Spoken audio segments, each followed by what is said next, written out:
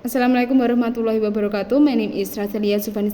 I'm from TBI-4D. Today I'm gonna retell a story about Penny. The story is set in the reformatory where out of 600 boys, 100 were from 10 to 14 years of age.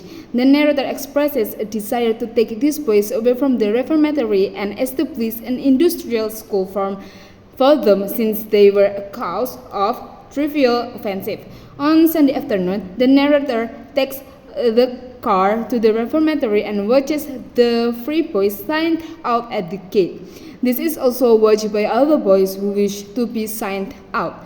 One of the small boys, Penny, is 12 years old and was from Bloemfontein. When the narrator checks for Penny's paper, it is relieved that he is a wife without relatives and was cause of pilfering at the market. Penny writes regularly to Mrs. Betty Marmon, but she never responds to his letters. The social welfare officer reveals to the narrator that Mrs. Betty Marmon is a real person with 4 children that are Richard, Dickie, Anna, and Mina, and Penny is not her child. She knows him as a derelict of the streets. Mrs. Marmon further states that she does not respond to his letter because Penny addressed her as his mother and she is not his mother, so she is not happy at it. She's not happy with it. The narrator feels a duty towards Penny because he has a blameless reformatory record and a strong desire to have family. Penny falls sick and diagnosed with tuberculosis. The narrator conveys to Mrs. Marmon, explaining to her the whole story. However, she refused to take responsibility for the child.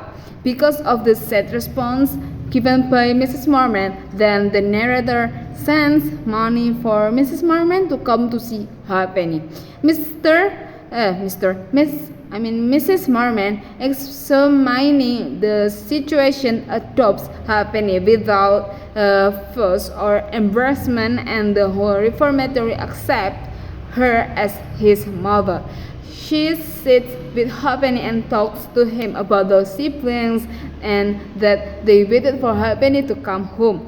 She pours her affections and care for him and is not afraid of being infected with the sickness. Penny returns, gave her all the attention, and was grateful for Mrs. Marmon. The narrator wishes to have acted sooner and on Penny's request. Later, Penny dies of the disease and Mrs. Marmon requests the narrator to agree that he was her son. Penny is a short story by Alan Paton which follows the journey of a boy named Penny who is in a reformatory. The story is told from a first-person point of view. However, the narrator remains unnamed throughout the story. The story is set in a reformatory school in Africa during the apartheid system. The main character in this short story is Penny, the young orphan boy who builds his worth upon a family that is not his own. Penny is portrayed as the biggest stalker, naughty and uncontrollable. He is 12 years old and is admitted to the reformatory for stealing from market. He is homeless child. He is described as clever and tricked the narrator into believing that he has a family. Mr. Marmon too is a key player in Penny still.